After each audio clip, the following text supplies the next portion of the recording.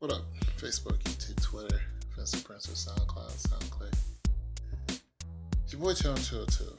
The gram, I'll be on the gram, TTONE202. And, it's late, it's almost 11. Well, it's only 10. I'm tired though.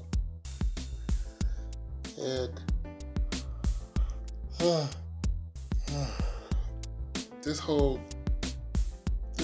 transgender issue that I decided to speak out on, not against, on. I'm just getting a lot of comments, and I keep making videos about the comments because I'm trying to answer some of these people who obviously misunderstand me, and they think that I'm a Bible thumper and that I'm judging someone. For one, if you judge someone, you condemn them. And like if God judges you, he condemns you to hell. And I didn't condemn anybody. I have no hell to send you to. So I did not judge, Laith De LA CRUZ. I have nothing against Laith De LA CRUZ, once again. But it just goes to show how the world works. People are like, live your life, man. Stay out of other people's lives. I'm like, stay off my channel. Who told you to comment on my channel? How about some of that? How about you live your life and don't comment on my channel? But nonetheless, for you people who just don't get it, it's an open forum that Laith started.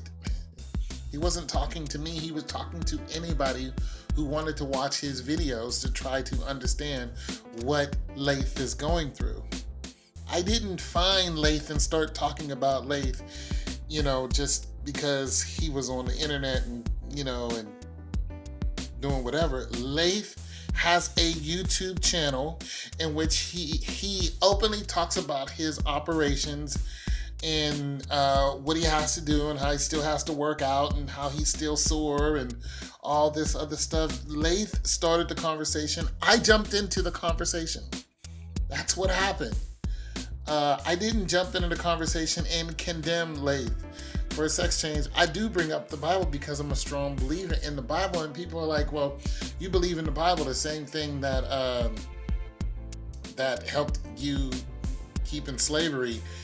It's like, just because some crazy people use the Bible to enslave people, that doesn't mean that the Bible is wrong. It just means that they misused what the Bible actually said. And that wasn't the first time that people have been enslaved by the Bible. As a matter of fact, it's still going on. So let's just get that out the way. The Bible has been a weapon, and a very lethal weapon. And if you ever seen the movie, The Book of Elijah, with Denzel Washington, you'll notice the criminal, Gary, the criminal, he was like, I want to get the Bible because it's a weapon. The Bible is a weapon, as always has been.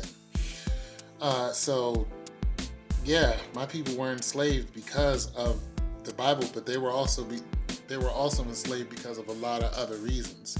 All right, so let's get that out the way. I don't have nothing to get. Listen, I had a friend who died of AIDS who was a homosexual, and very dear to me, very, very dear to me. I loved him. He was a really, really, really good guy, and I knew he was gay when I met him. It was no big deal. Heck, I lived with him for a short time. You know what I mean? Because I was homeless.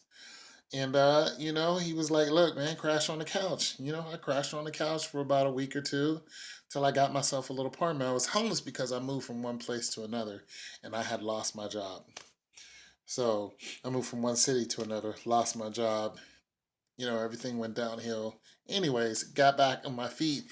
He actually helped me get back on my feet, so on and so forth. No, I never slept with him because I'm not gay. We were friends up until he died, which was like 10 years. So I have nothing against gay people because, listen, we all have sinned and come short of the glory of God. You know what I'm saying? We've all done something. Trust me, if you were born in sin, and that's just the way it is. The difference between the people who as far as a biblical stance, the difference between here's the two differences. You got people who fear God and want to repent for their sins, and you got people who just spit in God's face and says, I'm not repenting at all. I don't care. God doesn't exist. And one guy called God a fairy is like your sky fairy. God doesn't exist, yada yada. We'll all see when we die. Yeah, that's just the truth. We'll see when we die. And I would rather serve God than say, hey, he's just he's not there. But am I innocent? Heck no. Man, me and God go at it all the time. But I acknowledge that he is God and I am just a speck of dust. I know that God is great and I'm barely even here. Like, look, I know what I am. So I don't do like a lot of people and, God's there, screw God, do what I want. No, I'm afraid of God. I believe God is there. I'm afraid of him. Do I still desire certain things that he doesn't want me to? Absolutely. That's what the relationship is all about. Yeah. But do I just go and do those things and be like, screw you, God? Heck no. If I do something against God, I'm like, Lord, listen, I have a problem. I want something. My heart is deceiving me. I really want something. I need you to help me with this. And that's what the relationship is. And then God helps me. And that's all that's to it. I either stop or start doing something that he wants. And that's just that. But when you have people who don't even bother to do that, they're like, do what you want. This America, we're free. We can do what we want. Screw that. This used to be one nation under God. Remember that? I don't know if any of you people knew that. That actually meant something.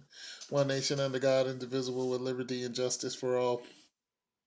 A lot of that's kind of thrown out the window. For one, you can't even mention God, like in schools. No God. And you notice when that happened, this big feminine push happened. This big push where, women are calling their men all kind of degrading feminine names. You're a B, you're a hoe, they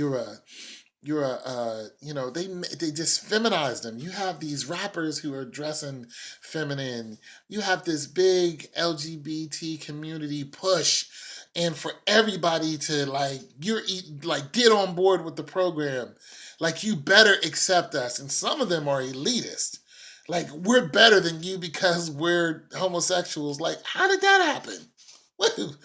When did that happen? And don't say that ain't true because I used to live around them. And I'm going to tell you, there's the most annoying people. The elitists are the most, they're annoying. And they're racist as hell. So, and what's really something is they used to get robbed and they thought that I was the one robbing them. And I was like, I ain't rob you. But I don't feel sorry that you got robbed because I know how you treat people. You treat them like crap, and so these people come down here and they rob you. And that's your fault. So, like I said, I don't have nothing against Laith. I mentioned the Bible simply because it was a principle of conversation. Listen, as far as I'm concerned, there is a real danger in transforming yourself from a man to a woman. Or from a woman to a man. There is a real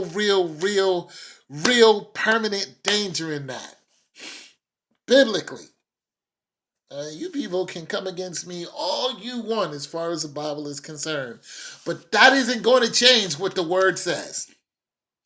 You know what I'm saying? That's not going to change. It's not just because you're mad because somebody brought up the Bible doesn't mean that the consequence does not exist. And you're like, leave people alone. I never spoke to Laith. I never went after him and say, hey, this, that, and that. I never done that. Never done that. Listen, for people who are out there sleeping with other people, heterosexuals, even when I've done it, I'm just like, Lord, I know this is wrong. I'm not a person who goes around sleeping around with a bunch of people. You know what I'm saying? I usually like or love one person And that's it. And if that person isn't interested in me no more, I don't go out and find somebody else. It might take me a year or two before I even start dating again. I just leave that person alone and I just stay to myself.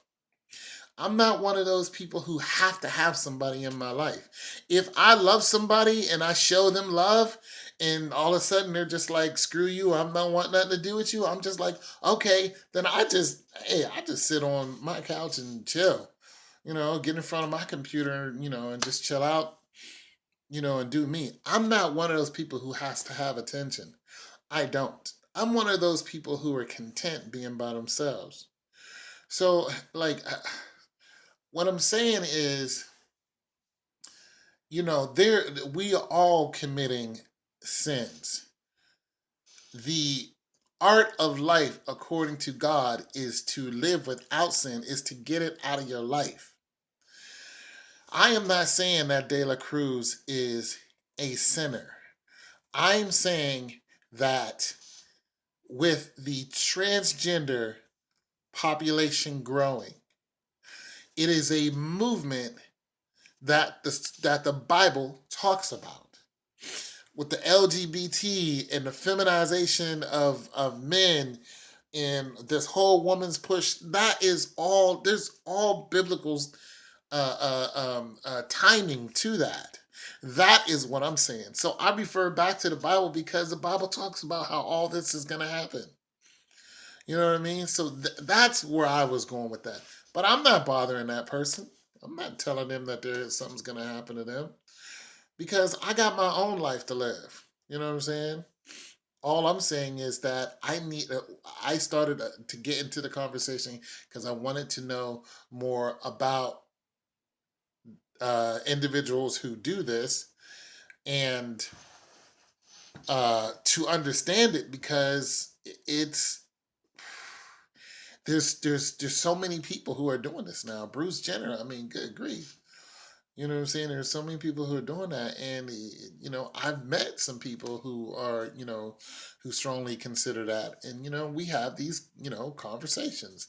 And that's all that it was. It was a conversation. So I'm tired, but you people, you can jump down my neck, call me names all you want to. It doesn't change what the word says. No, I'm not perfect, but I do believe in repentance. I do.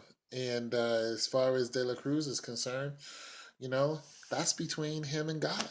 But when he put himself out there and start talking about what was going on, then you get people who jump in the conversation on all angles. So it's your boy Tone 202. Don't forget to check out my music just right there. Peace.